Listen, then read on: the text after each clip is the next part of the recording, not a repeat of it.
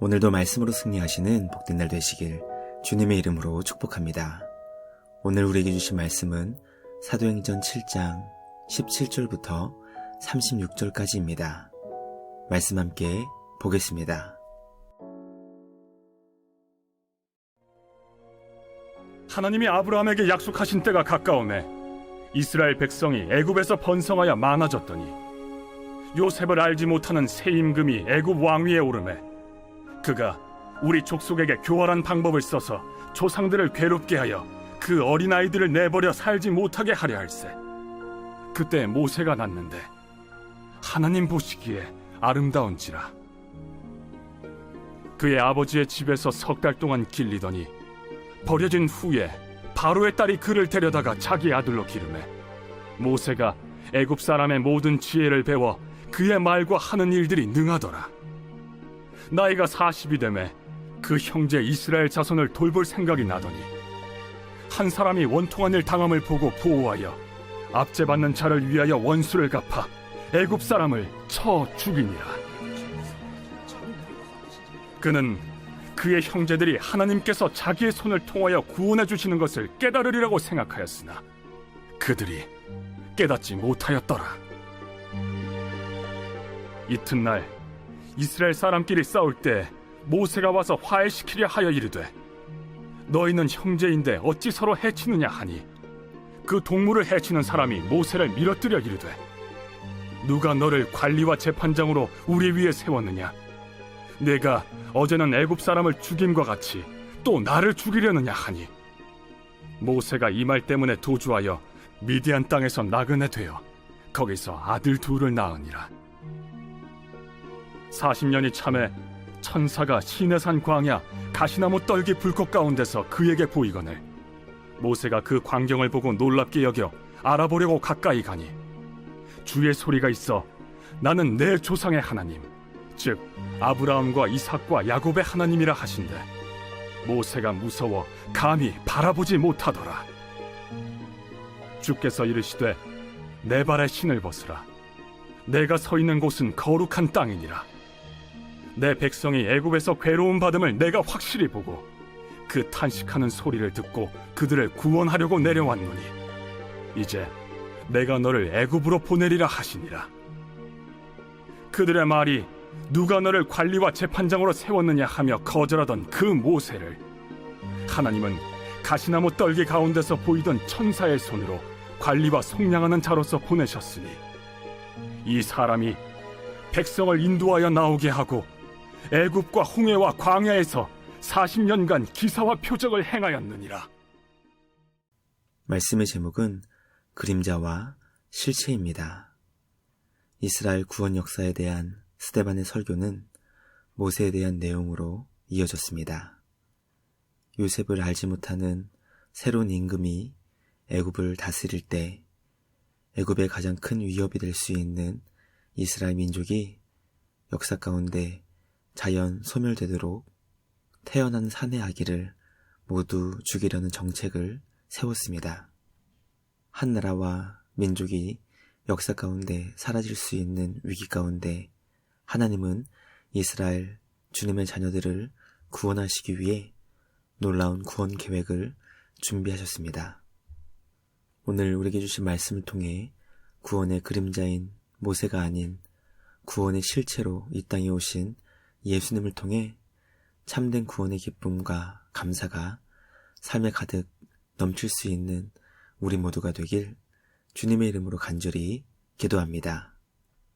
첫째, 하나님은 주님의 자녀들이 고통 가운데 있을 때 구원을 위한 놀라운 일을 준비하셨습니다. 하나님은 애굽의 바로 왕의 민족 말살 정책으로 인해 괴로워하며 절규하고 있었던 주님의 자녀들을 위해 구원의 놀라운 일을 준비하셨습니다. 하나님께서 보시기에 아름다워 하셨던 특별한 구원자로 모세를 예비해 주신 것입니다.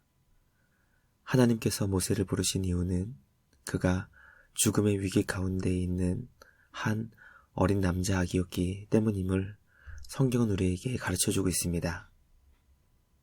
하나님께서 죽음의 위기 가운데 있었던 한 어린 남자 아기를 통해 주님의 자녀들을 구원하실 계획을 이루셨음을 말씀을 통해 묵상하게 됩니다.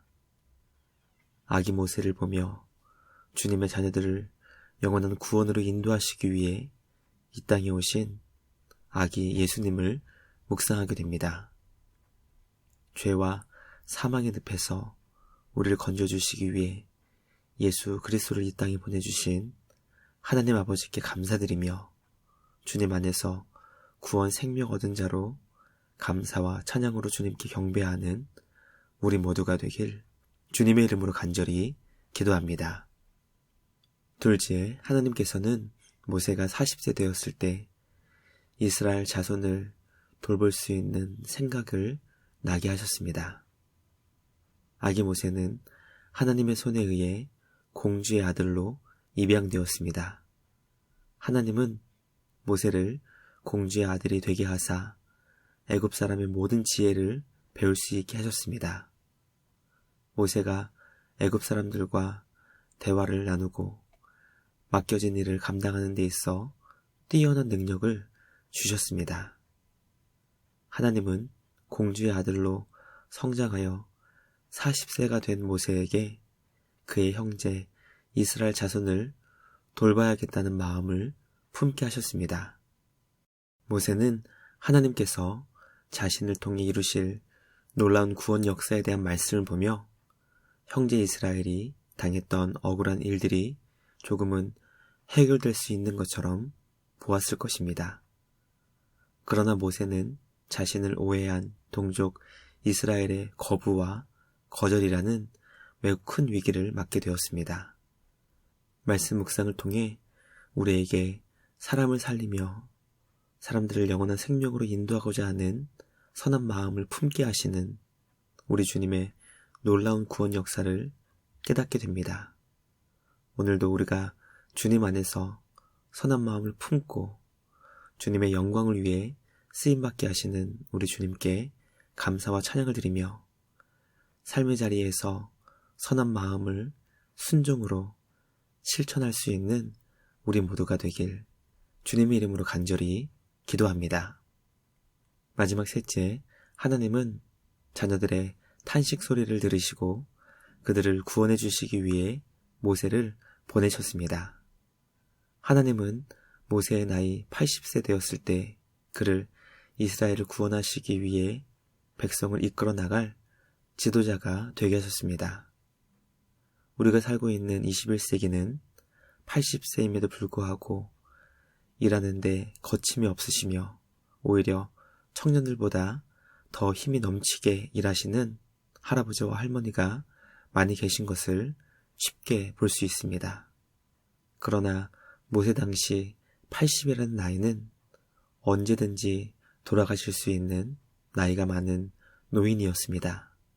하나님은 언제든지 주님의 영원한 품에 안길 수 있는 죽음 앞에 있었던 모세를 부르사 이스라엘을 구원으로 인도하는 지도자가 되게 하셨습니다. 주님의 자녀들의 고통과 탄식 소리를 들으사 그들을 구원의 길로 인도하시기 위해 죽음 앞에 놓여있는 모세를 애굽으로 보내신 우리 주님의 놀라운 구원 계획을 보며 이 땅에 오사 십자가의 죽음을 통해 구원의 실체가 되신 예수님을 묵상할 수 있게 됩니다. 구원의 그림자인 모세를 애굽으로 보내신 하나님은 구원의 실체가 되신 예수님을 죄와 사망의 세상으로 파송하셨습니다. 예수님 안에서 참된 구원과 생명을 주님의 자녀들에게 주신 우리 주님께 감사와 찬양을 드리며 그 구원의 은혜를 노래하는 우리 모두가 되길 주님의 이름으로 간절히 기도합니다. 묵상을 마치며 함께 기도하겠습니다. 하나님 아버지 감사합니다.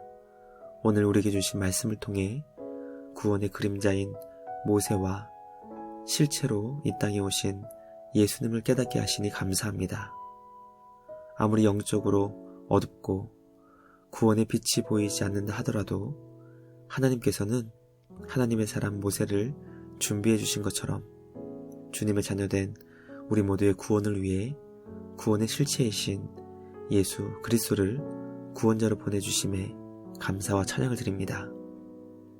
주님의 자녀들에게 선한 생각을 품고 그 생각을 따라 살아가게 하시는 성령 하나님 안에서 오늘도 주님이 기뻐하시는 복된 믿음의 삶을 살아갈 수 있는 우리 모두가 되게 하여 주시옵소서. 주님의 자녀된 우리의 구원을 위해 예수님을 이 땅에 보내주신 하나님 아버지께 감사드리며 구원의 실체이신 예수님 안에서 항상 기뻐하며 기도하며 감사로 성도의 복된 삶을 살아갈 수 있는 우리 모두가 되길 간절히 소망합니다. 언제나 주님의 몸된 교회를 통해 주님의 영광스러운 사역을 이뤄가시는 우리 주님께 감사와 찬양을 드리며 우리를 구원하신 예수님의 이름으로 기도드리옵나이다. 아멘. 오늘도 주님과 함께 말씀으로 승리하시는 복된 날 되시길 주님의 이름으로 축복합니다.